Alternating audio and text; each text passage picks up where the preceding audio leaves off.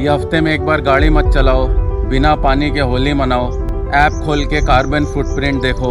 इन सब चीज़ों से कोई फ़र्क नहीं पड़ने वाला। फ़र्क किससे पड़ेगा मैं बताता हूँ।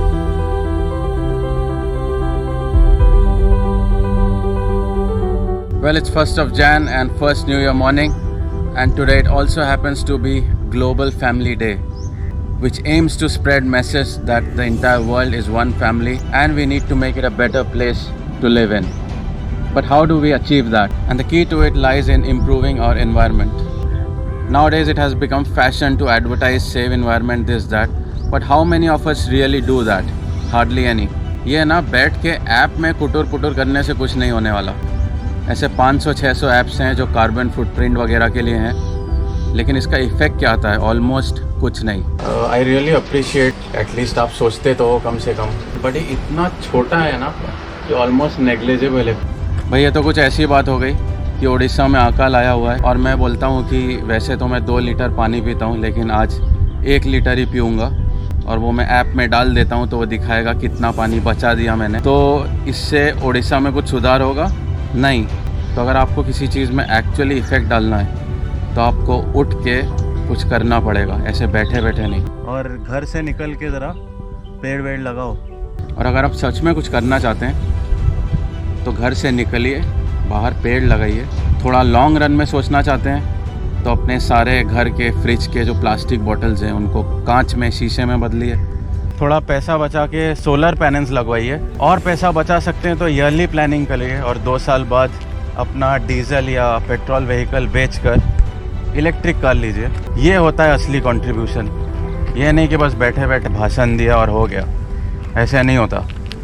तो मेरा अगला मैसेज उन ब्रेन वॉशिंग मीडिया और चैनल्स के ऊपर है, ये खाओ, वो लो, ऐसा करो, ये ऐप डाउनलोड करो वगैरह वगैरह। लेकिन कभी ये भी बोला करो कि ऐसी जगह पे जहाँ फार्मिंग होता है या रेसिडेंशियल एरिया है वहाँ पे फैक्ट्री मत बनाओ। हाँ, बजाय ये कहने के कि बिना पटाखों के दिवाली मनाओ, जिन पटाखों पे कई परिवार निर्भर होते हैं। मैं तो वैसे भी देखता हूँ कि ऐसे ना वैसे पटाखे फोड़ते ही हैं, तो इससे अच्छा रोज़ी रोटी ही बनी रहे और इन्वायरमेंट को भी तकलीफ़ ना हो। तो कम धुआं और कम आवाज़ वाले पटाखे बनाओ, जानवरों को भी तकलीफ़ ना हो। और ये जो करोड़ों खर्चा करके रोड रैली निकालते हो, उसके बजाय रिवर रैली निकालो ताकि लोकल पॉन्ड्स और लेक्स की भी सफाई हो। तो खैर ये था मेरा न्यू ईयर मैसेज आप सभी को।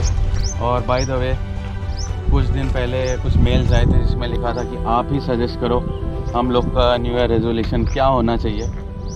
तो भाई सबके अपने अपने रिक्वायरमेंट होते हैं, लेकिन फिर भी मैं 5 ऐसी चीज़ें बताता हूँ जो अगर आप फॉलो करोगे कुछ ना कुछ बेनिफिट तो ज़रूर होगा, ये 100% श्योर। वो 5 कुछ इस तरह से हैं। पहला, महीने में कोई भी एक दिन फिक्स करिए, कोई भी एक दिन, और उस दिन सुबह 10 बजे से लेकर रात 11 बजे तक मोबाइल छूना ही नहीं है।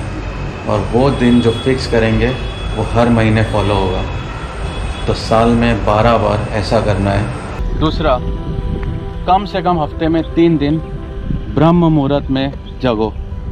ब्रह्म मुहूर्त लगभग सुबह के 4 बजे। और हाँ, ब्रह्म मुहूर्त का इस्तेमाल या तो आप पढ़ाई में करो या फिर कसरत में। तीसरा, चाहे कुछ भी हो जाए, कुछ भी, जहाँ पर भी आप रहते हो वहाँ से कम 200 किलोमीटर दूर महीने में एक बार अकेले जाओ। उसके बहुत सारे साइकोलॉजिकल फ़ायदे हैं, उसका एक्सप्लेनेशन किसी और वीडियो में कभी। चौथा, हर महीने कोई भी 2 नए डिशेस बनाना सीखो।